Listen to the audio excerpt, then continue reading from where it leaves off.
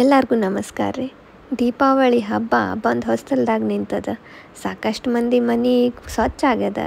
ಇನ್ನೂ ಒಂದಿಷ್ಟು ಜನ ನನ್ನ ಹಂಗೆ ಸಾವಕಾಶ ಮಾಡ್ತಿರ್ತೀರಿ. ಈ ಹಬ್ಬ ಬರೋಕ್ಕಿಂತ ಮೊದಲ ಒಂದು 4 ಮಾತು ನಿಮ್ಮ ಜೊತೆ ಹಂಚ್ಕೊಂಡ್ಬಿಡೋದು ಚಲೋ ಅಂತ ಅನ್ನಿಸ್ತು. ಅದಕ್ಕೆ ಈ ವಿಡಿಯೋ ನಿಮಗೆಲ್ಲ ಪ್ರೀತಿಯ ಸ್ವಾಗತ. ಹಬ್ಬಕ್ಕೆ ಹೊಸ 108 ನಮೂನೆಯ ವಸ್ತುಗಳನ್ನು ಖರೀದಿ ಮಾಡೋ ಯೋಚನೆ ಬಿಟ್ಬಿಡ್ರಿ. ಹಬ್ಬ ಆಡಂಬರ ಆಗೋದು ಬೇಡ, ಅರ್ಥಪೂರ್ಣ ಆಗಲಿ. ಯಪ್ಪ, ಹಬ್ಬ ಅಂದ್ರೆ ಹೈರಾಣ ಅಂತ ಒಂದು ಹೆಣ್ಣು ಅಂದ್ಲು ಅಂತಂದ್ರೆ ಆ ಮನೆ ಹಬ್ಬ ಅದು ಹಬ್ಬ ಅನ್ನಿಸ್ಕೊಳ್ಳೋದಿಲ್ಲ. ಸಾಧ್ಯ ಆದಷ್ಟು ಒಂದು 4 ದಿನ ಅಡ್ವಾನ್ಸೇ ಪ್ರಿಪ್ರೇಷನ್ ಚಾಲೂ ಮಾಡ್ಕೋರಿ. ಹೊಸ ವಸ್ತುಗಳನ್ನು ತರೋ ಬದಲಾಗಿ ಹಳೆ ವಸ್ತುಗಳನ್ನು ಹೆಂಗೆ ಹೊಸದಾಗಿ ಬಳಸ್ಕೋಬಹುದು ಅನ್ನೋದನ್ನು ಯೋಚನೆ ಮಾಡಿರಿ. ಮಣ್ಣಿನ ಹಣತೆಗಳನ್ನು ಬಳಸ್ಲಿಕ್ಕೆ ಪ್ರಯತ್ನ ಪಡ್ರಿ. ಅವುಗಳನ್ನು ಒಂದು ಸ್ವಲ್ಪ ನೀರಾಗ ನೆನೆ ಇಟ್ಟು ಬಿಸಿಲಾಗ ಒಣಗಿಸಿಬಿಟ್ರೆ ಚಂದ ಉರಿತಾವೆ. ಆಮೇಲೆ ಈಗಂತೂ ಮಾರ್ಕೆಟ್ನಾಗ 108 ನಮೂನೆ ಪ್ಲಾಸ್ಟಿಕ್ದು ಅಲಂಕಾರಿಕ ವಸ್ತುಗಳು ರಾರಾಜಿಸ್ತಿರ್ತಾವೆ. ಯಾವ್ದು ತೊಗೊಳ್ಳಿ ಯಾವ್ದು ಬಿಡಲಿ ಅಂತ ಅನ್ಸೋದು ಸಹಜ ಅದ್ರಿ. ಆದ್ರೆ ಪ್ಲಾಸ್ಟಿಕ್ ಬೇಡ ಅಂತ ಅನ್ನೋದು ಮನಜತ್ವಾದ ರೀ. ಒಂದು ಕ್ಷಣ ಯೋಚನೆ ಮಾಡಿ ನೋಡ್ರಿ. ಹೋದ ವರ್ಷ ತಂದಿದ್ದ ಪ್ಲಾಸ್ಟಿಕ್ ಮಾಲೆ ಏನಾದವು? ಅವುಗಳನ್ನೇ ತೊಳೆದು ರೀಯೂಸ್ ಮಾಡಿರಿ. ಅಕಸ್ಮಾತ್ ಇಲ್ಲ ಹೊಸದೇ ಖರೀದಿ ಮಾಡಬೇಕು, ಯಾಕೆ ಪ್ಲಾಸ್ಟಿಕ್ಕೇ ತಗೋಬೇಕು? ಸಾಧ್ಯ ಆದ್ರೆ ಎಕೋ ಫ್ರೆಂಡ್ಲಿ ವಸ್ತುವನ್ನು ಖರೀದಿ ಮಾಡ್ಲಿಕ್ಕೆ ಯೋಚನೆ ಮಾಡಿರಿ.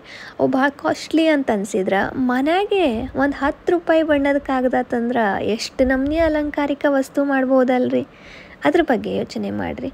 ಇಲ್ಲ ನಮಗೆ ಸಮಯ ಇಲ್ಲ ಅಂತಂದ್ರೆ ಒಂದು 10 ಪ್ಲಾಸ್ಟಿಕ್ ಸಾಮಾನು ತರೋದ್ರ ಬದಲು ಅಷ್ಟೇ ರೊಕ್ಕ ಕೊಟ್ಟು ಒಂದೇ ನೈಸರ್ಗಿಕವಾಗಿ ಇರುವಂಥ ಮಣ್ಣಿಂದೋ ಅಥವಾ ಈ ಜೋಳದ ತೆನಿದೋ ಅಥವಾ ಈ ನಿಜವಾದ ಹೂಗಳದ್ದೋ ಅಥವಾ ಮುತ್ತಿಂದೋ ಈ ಥರ ಪ್ಲಾಸ್ಟಿಕ್ ರಹಿತ ಯಾವುದದ ಅದನ್ನು ನೋಡಿ ತರಲಿಕ್ಕೆ ಪ್ರಯತ್ನ ಪಡ್ರಿ.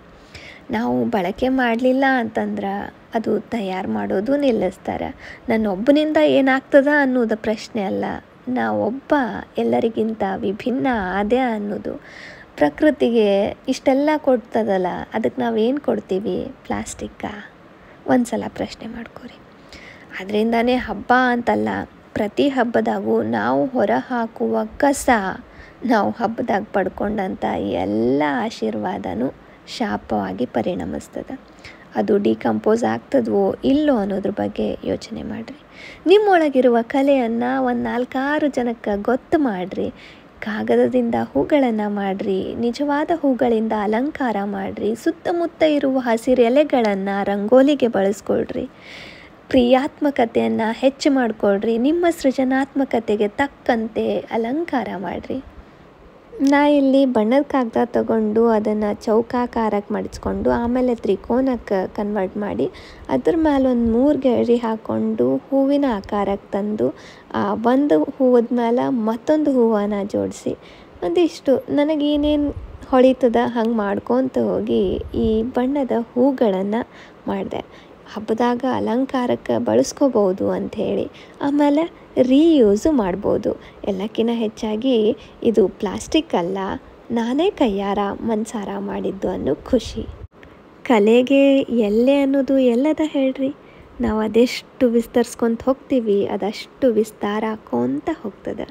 ಸಾಧ್ಯ ಆದಷ್ಟು ನೀವೇ ಒಂದಿಷ್ಟು ಸೃಜನಾತ್ಮಕವಾಗಿ ಹಬ್ಬದ ಅಲಂಕಾರ ಮಾಡಿ ನೋಡ್ರಿ.